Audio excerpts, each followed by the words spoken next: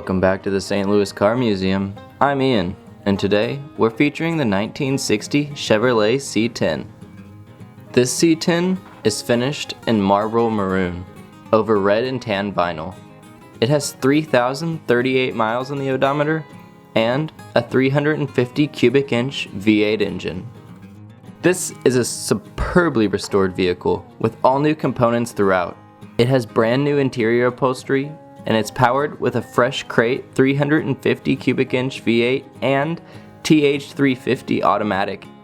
It's optioned with power steering, power disc brakes, air conditioning, tilt, cruise, and so much more. The Chevrolet 3100 series was renewed with a new design in 1960, becoming the C/K series that carried GM's truck line throughout the late 1990s. The C model represents the two-wheel drive platform, while the K model identified the four-wheel drive platform.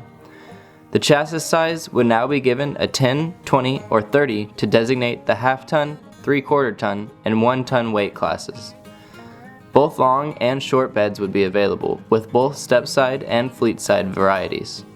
What really set the new C/K trucks apart was the introduction of the drop center ladder style chassis, allowing the cab body to be positioned lower, along with a new independent front suspension.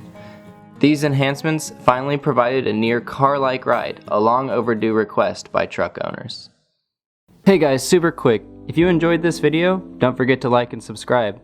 And if you like rare cars, you're gonna love the rest of our social medias too, so give those a follow, and I'll see you next time.